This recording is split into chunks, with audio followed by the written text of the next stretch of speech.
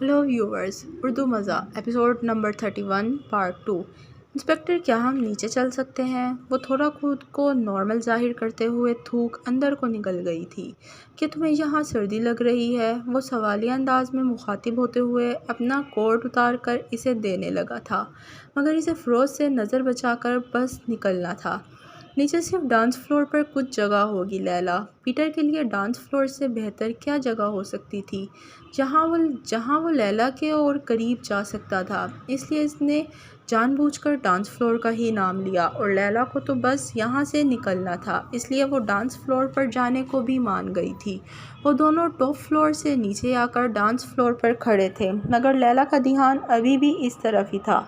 फ़िरोज़ वहाँ और करीब के ट्रायंगल से जान लैला को यहाँ फ़िक्र खाई जा रही थी कि अगर फ़िरोज़ यहाँ है तो महा भी इधर ही होगी। वो महा जो लैला की बर्बादी का असल किरदार थी, वही जिसने लैला को रात के पिछले पहर घर से निकाल दिया था। लैला के सामने वो सारे मनाजिर आ गए थे। फ़िरोज़ को एक नज़र देखते ही लैला के खून की रफ्तार तेज़ हो गई थी। वो डांस फ्लोर पर रस्मी सा हल्का हिलते हुए आंखें बंद करके अपने गुस्से को नॉर्मल करने की कोशिश कर रही थी। तभी पीटर के हाथ इसकी पतली कमर पर जुम्बिश कर रहा था। एक हाथ लैला के कंधे पर रखे और दूसरा हाथ लैला की कमर पर टिकाए पीटर इसकी पर्सनल स्पेस में घुसने के लिए बेताब था। लैला की बंद आंखों को खोलने की खातिर वो इसके बरहना पुतलियों के नीचे पहनी हाई हील को अपने चमकते बूट से हल्का सा दबा गया था। What a boring music Laila.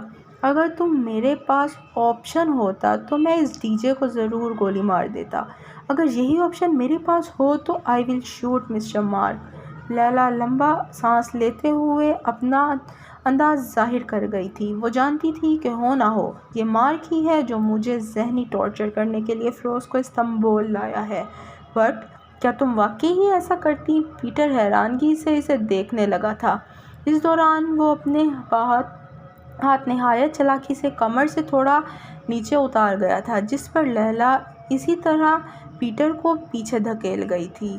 वहाँ से तेज़ कदमों से चलती हुई निकल गई थी। फ़िरोज़ के अगले स्टॉप से ही एग्ज़िट लेने के बाद वो सीधा होटल में भाग गई थी। रात देर तक जागते हुए वो फ़कत फ़िरोज़ के बारे में ही सोचती रही थी, जिसकी इस्तांबुल में मौजूदगी इसके लिए किसी अज़ाब से कम नहीं था। काफ़ी सोचो विचार के बाद वो रात के पिछले पहर वो होटल से निकलकर एक टैक्सी में बैठी और अपने मंजिल की तरफ निकल गई। वो जानती थी कि इंटेलिजेंस टीम ज़रूर इसको फॉलो करेगी, इसलिए अपना भेस बदल लिया था। वो एक टैक्सी में बैठ के बड़े से होटल के सामने रुकी थी।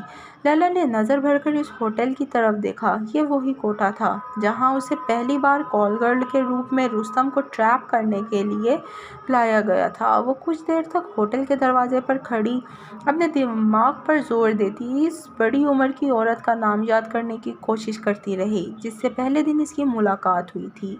क्या मैं जैकुलीन आंटी से मिल सकती हूँ? वो वहाँ मौजूद एक दलान से मुखातिब हुई थी, जो सर से पाँव तक लैला को घूर रहा था। मेरे साथ काम करो तो मैं तुम्हें इससे ज़्यादा पैसे दूंगा। वो अपने मखसूस अंदाज में लैला को देखकर हंस गया था। अच्छा, कितने दोगे तुम? लैला इतने गुस्से को कंट्रोल करते हुए थी, वरना इस सिचुएशन में वो इस दलाल को घूंसा मारना चाहती थी।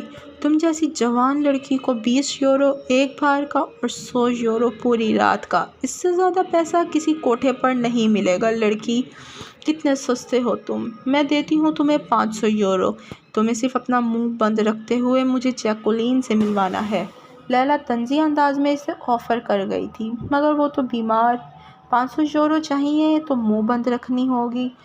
लैला इससे झट से टोक गई थी और फिर अगले ही लम्हे 500 यूरो के चमकते नोट इसको थमा गई।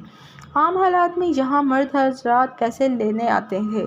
इसकी बार एक औरत को पैसा लुटाते देखकर वो हैरानगी से लैला को देखने लगा और फिर बगैर कोई बात किए इसे सीधा एक अधेड़ उम्र की औरत जैकुलीन के पास ले गया, जो शक्ल से लैला को देखकर पहचान गई थी। तुम?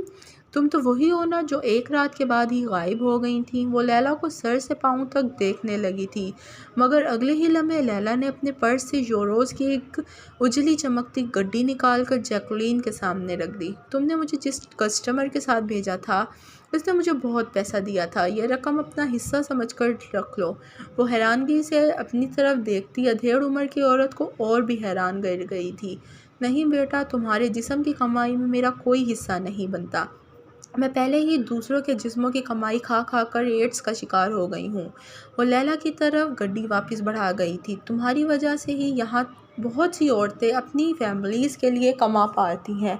तुम इसे मेरी तरफ से गिफ्ट समझकर रख सकती हो। नहीं, मुझे किसी गिफ्ट की ज़रूरत नहीं। अगर तुमने कुछ करना चाहती हो तो इस मोहल्ले की अधेड़ उम्र औरतों के लिए कोई बंदोबस्त कर दो, जिनकी सारी जवानी तो अय्याश मर्दों ने चूस ली, मगर अब बुढ़ापे में कोई इनको मुंह नहीं लगाता और वो भूख और एड्स का शिकार हो रही हैं। मैं वादा करती हूँ मैं करूँगी, मगर फ़िलहाल मुझे तुम्हारी मदद की ज़रूरत है। लैला अपने पर्स से फ़िरोज़ की एक तस्वीर निकालते हुए जैकलीन को थमा गई थी। मुझे इस शख्स पर नज़र रखनी है और मैं चाहती हूँ कि इस मोहल्ले की तमाम अधेड़ उम्र औरतों को इस काम के लिए लगा दो। मैं इन सब को इस काम के पैसे दूँगी, मगर हमें करना क्या होगा? वो तजस्सुस से पिक्चर को